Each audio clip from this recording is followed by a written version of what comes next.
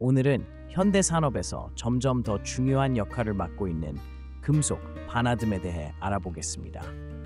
바나듬은 주로 철강 합금, 배터리, 그리고 촉매 산업에서 중요한 소재로 활용되며 그 물리적, 화학적 특성 덕분에 산업 전반에 걸쳐 독보적인 가치를 지니고 있습니다. 바나듬은 단단하고 가벼운 금속으로 고온과 화학적 부식에 강한 특징을 가지고 있습니다. 이 금속은 주로 합금 첨가제로 사용되어 강철의 강도와 탄성을 높이는 데 기여합니다. 그리고 바나듬의 또 다른 흥미로운 점은 바로 그 산화 상태입니다. 시험관 이미지를 보면 노란색, 파란색, 청록색, 보라색으로 구분된 4가지 산화 상태를 확인할 수 있습니다. 이는 각각 플러스 5, 트러스 4, 3, 트루스 2의 산화 상태를 나타내며 바나듬은 산화 상태에 따라 다양한 화합물을 형성할 수 있습니다. 이러한 산화 상태는 촉매 반응과 전자 이동 과정에서 중요한 역할을 합니다. 바나듬의 광범위한 산업적 응용 분야를 감안할 때 바나드 야금 기술은 점점 더 중요해지고 있습니다. 바나듬 재련 기술과 공장 운영의 경제적 측면을 살펴보겠습니다. 바나듬 재련 공정은 몇 가지 주요 단계를 포함하고 있습니다. 먼저 광석을 채광한 후 분쇄와 선별 작업을 통해 바나듬 함유 정광을 생산하는 전처리 과정을 거칩니다. 이후 약 1000도 이상의 온도에서 산화나트륨과 같은 첨가제를 사용하여 배소 과정을 진행하는데 이 단계에서 바나듬은 물에 용해 가능한 형태로 변환됩니다. 이렇게 배소된 광석은 침출 공정을 통해 용액으로 추출되며 마지막으로 침전과 여과 과정을 거쳐 고순도의 오산화 바나듬이 회수됩니다.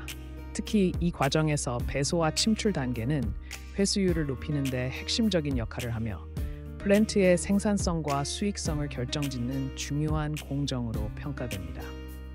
바나듬 재련 플랜트의 경제성을 분석할 때는 크게 투자비와 운영비로 나뉘는데 투자비는 플랜트 설계, 주요 장비 구매, 설치 등에 사용되며 운영비는 플랜트 가동 시 발생하는 전력, 물, 약품비 등을 포함합니다.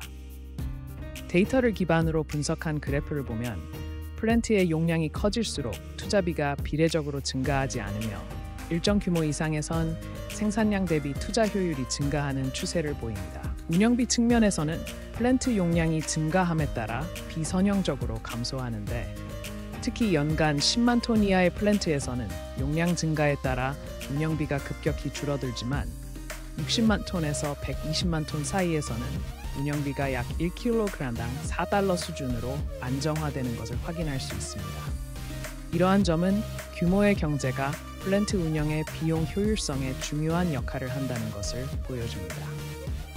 경제성을 극대화하기 위해 플랜트 운영에서 가장 중요한 것은 회수율을 높이는 것입니다.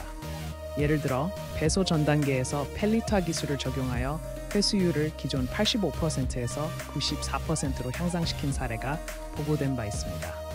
또한 첨가제와 물을 재사용하는 시스템을 통해 운영비를 절감할 수 있는 방법도 중요합니다. 예를 들어 침전 과정에서 휘발된 암모니아를 회수하고 재사용하는 기술은 플랜트 운영비를 절감하는 효과적인 방법으로 평가됩니다. 이러한 기술들은 파일의 데이터를 기반으로 분석된 최적화 방안 중 하나이며 플랜트 운영 효율성을 향상시키는 데 크게 기여합니다. 미래를 바라볼 때 바나듬은 지속 가능한 에너지 산업에서 필수적인 금속으로 자리매김할 가능성이 높습니다. 특히 바나듬 레독스 배터리는 재생 가능한 에너지 저장 솔루션의 핵심 기술로 태양광이나 풍력 발전의 간헐적인 에너지 생산 문제를 해결하는 데 중요한 역할을 할 것입니다. 그러나 높은 초기 투자비와 회수율 개선을 위한 기술적 도전은 여전히 과제로 남아 있습니다. 이를 해결하기 위해 지속적인 기술 개발과 비용 절감 방안을 모색하는 것이 필요합니다. 오늘은 바나듬의 특성과 재련 공정, 그리고 플랜트 경제성까지 자세히 살펴보았습니다. 좋아요와 구독 부탁드립니다. 감사합니다.